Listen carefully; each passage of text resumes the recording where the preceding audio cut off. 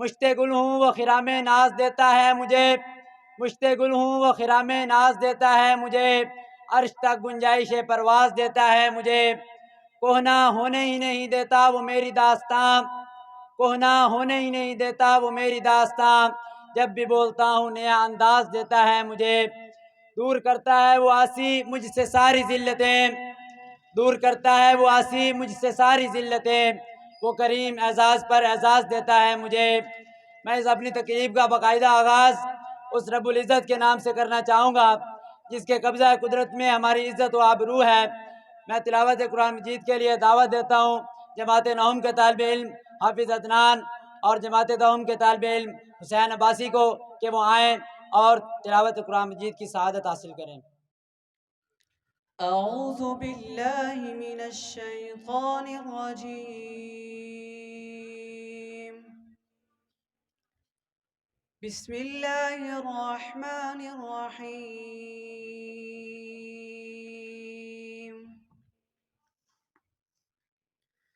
الرحمن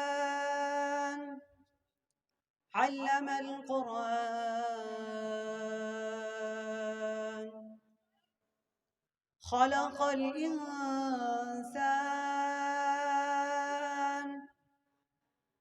علمه البيان. الشمس والقمر بحسبان، والنجم والشجر يسجدان. والسماء رفعها ووضع الميزان، ألا تطغوا في الميزان. وأقيموا الوزن بالقسط ولا تخسروا الميزان. والأرض وضعها للأنام، فيها فاكهة والنخل ذات الأكمام، والحب ذو العصف والريحان. فبأي آلاء ربكما تكذبان؟ خلق الإنسان من صلصال كالفخار، وخلق الجان من مارج من نار. فبأي آلاء ربكما تكذبان؟ رب المشرقين ورب المغربين، فبأي آلاء ربكما تكذبان؟ مرج البحرين يلتقيان،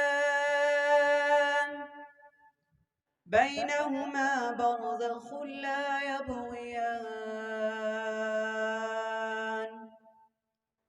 فبأي آلاء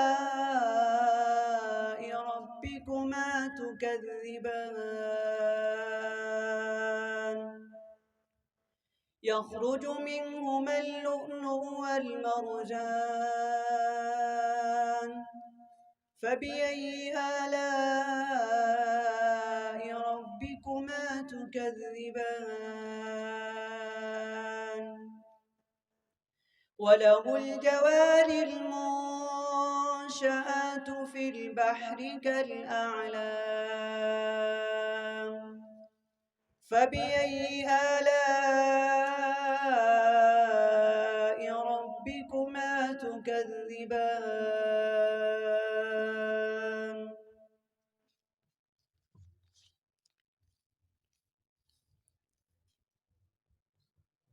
میں پناہ مانگتا ہوں شیطان مردود سے۔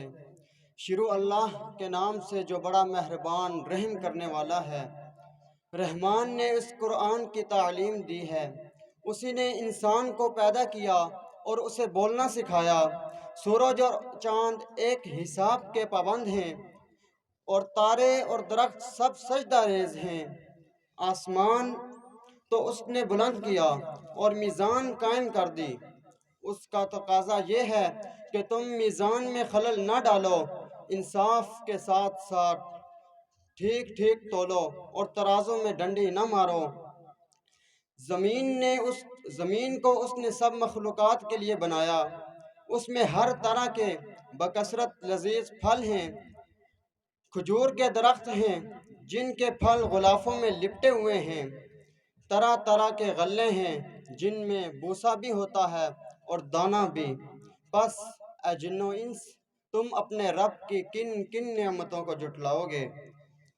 انسان کو اس نے ٹھیکری جیسے سوکھے سڑے ہوئے گارے سے بنایا، اور جن کو آگ کی لپٹ سے پیدا کیا۔ پس اے جن و انس، تم اپنے رب کے کن کن عجائب قدرت کو جھٹلاؤ گے؟ دونوں مشرق اور دونوں مغرب سب کا مالک وہی پروردگار ہے۔ پس اے جن و انس، اپنے رب کی کن کن قدرتوں کو جھٹلاؤ گے؟ دو سمندروں کو اس نے جوڑ دیا کہ آپس میں مل جائیں، پھر بھی ان کے درمیان ایک پردہ حائل ہے جس سے وہ تجاوز نہیں کرتے۔ پس اے جن و انس، تم اپنے رب کی قدرت کے کن کن کرشموں کو جھٹلاؤ گے؟ ان سمندروں میں موتی اور مونگے ہیں۔ پس اے جن و انس، تم اپنے رب کی قدرت کے کن کن کمالات کو جھٹلاؤ گے؟ یہ جہاز اسی کے ہیں جو سمندر میں پہاڑوں کی طرح اونچے اٹھے ہوئے ہیں۔ پس اے جن و انس، تم اپنے رب کے کن کن احسانات کو جھٹلاؤ گے؟ صدق اللہ العظیم۔